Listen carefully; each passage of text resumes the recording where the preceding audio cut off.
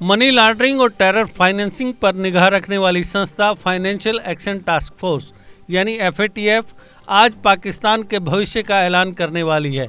आज शाम को यह तय हो जाएगा कि पाकिस्तान FATF की ग्रे लिस्ट में बना रहेगा या फिर उसे ब्लैक लिस्ट किया जाएगा।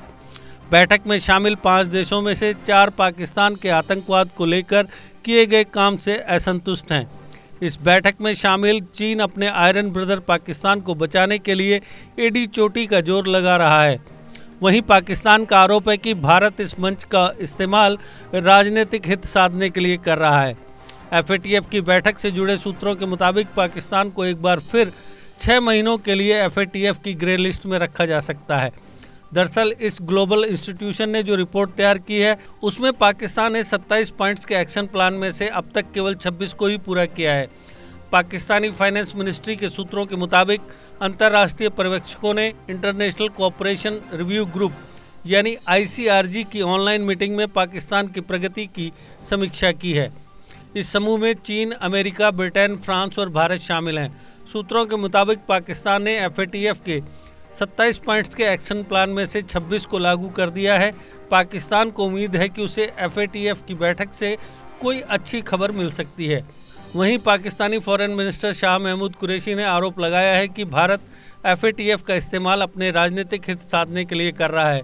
उन्होंने कहा कि यह एक तकनीकी मंच है और इसका इस्तेमाल राजनीतिक हितों के लिए नहीं किया जाना चाहिए। सूत्रों के मुताबिक अफगानिस्तान से अमेरिका की वापसी को देखते हुए पाकिस्तान के ग्रे लिस्ट में बने रहने की ज़्यादा संभावना है। पाकिस्तान को FATF के बाकी बचे 1 पॉइंट को लागू करने के लिए कम से कम 2 से 3 महीने और लगेंगे। ऐसे में अमेरिका, भारत, फ्रांस और ब्रिटेन कोई भी छूट देने के लिए तैयार नहीं होने वाले हैं। हालांकि प्रदर्शन के मामले में पाकिस्तान बहुत आशावादी है कि उसे FATF से अच्छी खबर मिलेगी। अगर पाकिस्तान FATF की इस बैठक में भी ग्रे लिस्ट में बना रहता है तो उसकी आर्थिक स्थिति का और बेड़ा गर्क होना तय है। पाकिस्तान को अंतर्राष्ट्रीय मुद्रा कोष यानी IMF, विश्व बैंक और यूरोपीय संघ से आर्थिक मदद मिलना भी मुश्किल हो जाएगा। पहले से ही कंगाली के हाल में जी रहे पाकिस्तान की हालत और ख़राब हो जाएगी। दूसरे देशों से भी पाकिस्तान को आर्थिक मदद मिलना बंद हो सकता है, क्योंकि कोई भी देश आर्थिक रूप से अस्थिर देश में निवेश करना नहीं चाहता है। पाकिस्तान को जून 2018 में ग्रे लिस्ट में डाला गया था।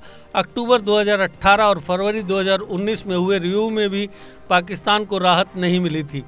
पाक FATF की सिफारिशों पर काम करने में नाकाम रहा है।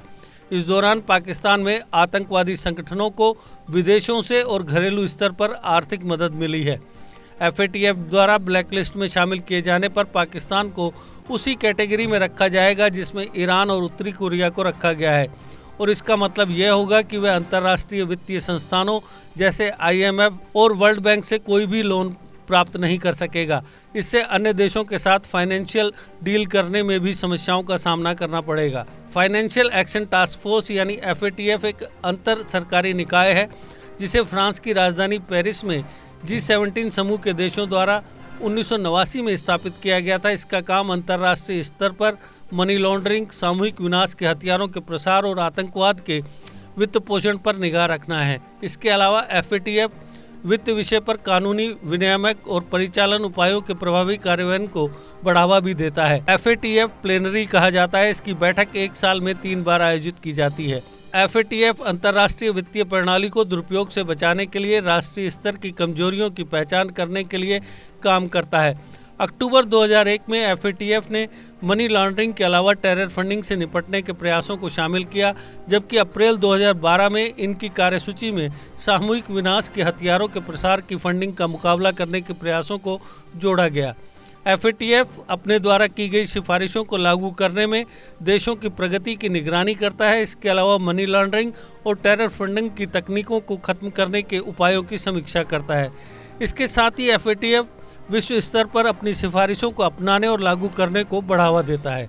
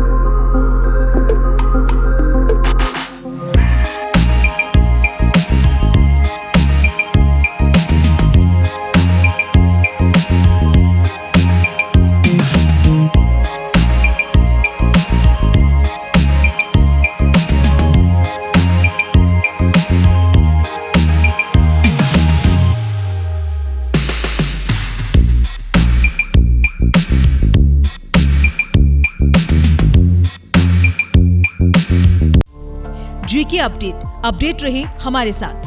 अगर आप ये वीडियो YouTube पर देख रहे हैं तो हमारे YouTube चैनल को सब्सक्राइब करें और बेल आइकन को क्लिक करें।